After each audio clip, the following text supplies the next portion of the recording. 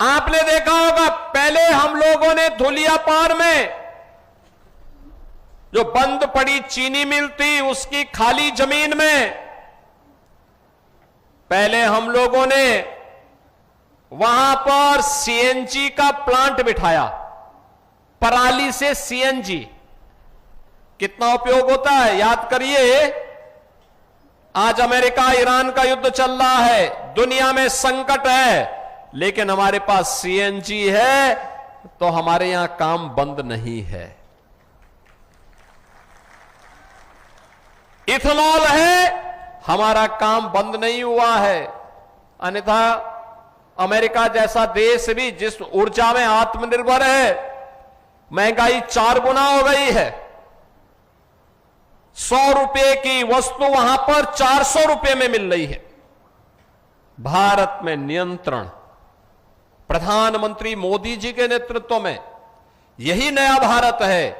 गरीबों का भी कल्याण करता है, विकास की योजनाओं को भी लाता है, सुरक्षा का बेहतर माहौल भी देता है और माफिया को मिट्टी में मिलाने का काम भी कर देता है।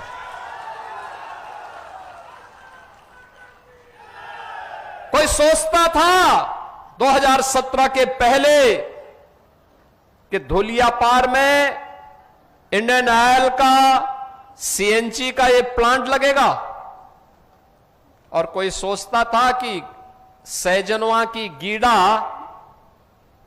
वो धुलियापार में आ पाएगी। आप सोचो, अब यहां ग्रेटर गीड़ा हम बनाने जा रहे हैं। यहां पर अभी से हजारों करोड़ रुपए के प्रस्ताव आ गए हैं,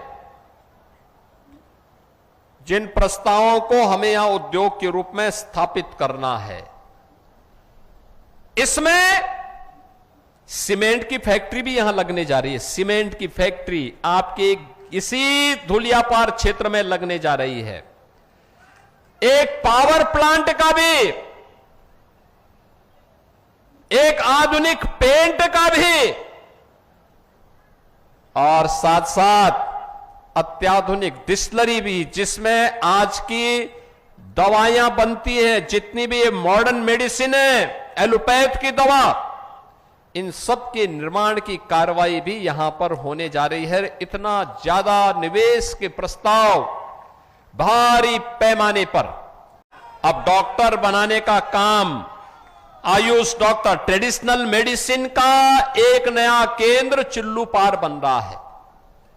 बाढ़ के बचाव के लिए प्रस्ताव जो भी आएंगे, मैंने जल शक्ति मंत्री से भी कह रखा है, भाई जो भी प्रस्ताव आते हैं वहां की समस्या का समाधान होना चाहिए। सड़कों के जो भी आएंगे, क्योंकि मेरा मानना है कनेक्टिविटी जितनी फास्ट होगी, प्रगति उतनी तेज गति से आगे बढ़ेगी, और प्रगति होगी, नौजवान को बाहर पलायन नहीं करना पड़ेगा, अपने क्षेत्र में काम मिलेगा, वहीं पे नौकरी मिलेगी, वहीं रोजगार मिलेगा। और यही तो ये डबल इंजन सरकार के कार्यों की पूरे देश के अंदर एक नई पहचान है। बहनों और भाइयों, मुझे बहुत अच्छा लगता है आज चिल्लूपार विकास की प्रक्रिया के साथ जुड़ा है। आप देख रहे हो ना, एक तरफ पूर्वांचल विकास के लिए हम लोगों ने पूर्वांचल एक्सप्रेस वे का लिंक एक्सप्रेस वे,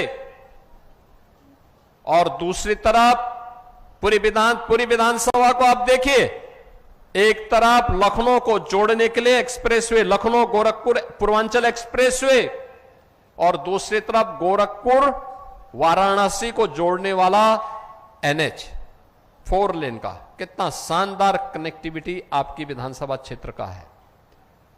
कहीं भी आप जाएंगे, अब ज्यादा देर नहीं लगी। लखनऊ जाना हो, यहां से 3 घंटे में आप लखनऊ, वाराणसी जाना हो 2 घंटे में वाराणसी, गोरखपुर जाना हो अब आधा पौन घंटे में गोरखपुर, और गीडा तो यहीं पे आ रहा है। विकास भी होगा, नौजवान को अब बाहर नहीं जाना होगा, अब विदेशी लोग आकर के आपके यहां चाकरी करने का काम करेंगे, और यहां के नौजवान और यहां के नागरिकों के लिए रोजगार के ढेर सारे अवसर आगे बढ़ेंगे। और आज उसी क्रम में 319 परियोजनाओं के साथ हम सब आपके बीच में यहां पर उपस्थित हुए हैं। उन लोगों से मैं कहूंगा जो 2017 के पहले यूपी के बाहर गए होंगे, आज वे जाते होंगे।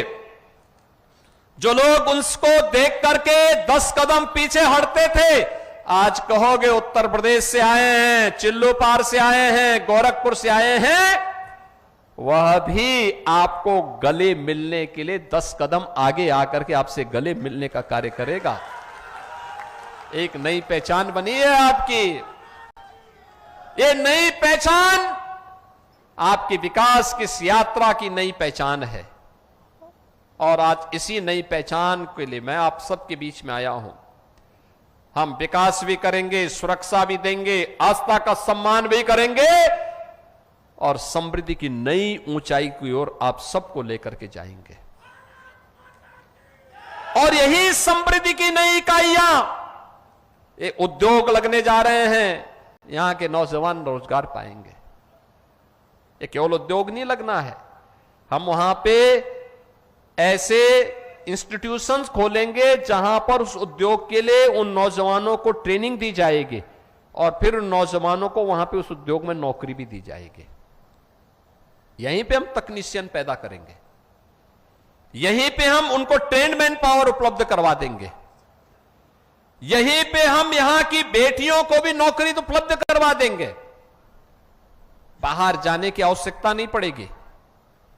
विकास की प्रक्रिया और अर्थव्यवस्था को गति तभी मिलेगी जब अच्छी सरकारें होंगी, सुशासन होगा, सुरक्षा का माहौल होगा, आम जनमानस विकास के प्रति आक्रामक तरीके से आगे बढ़ेगा।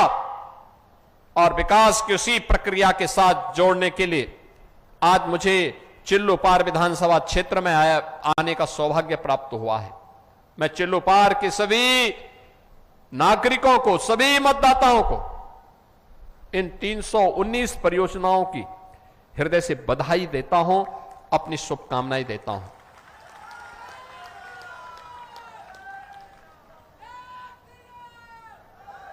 इस सोमावती यानी पुरुषोत्तम मास का सोमावती अमावस्या के पूर्व आपको मिलने वाला एक सौगात है।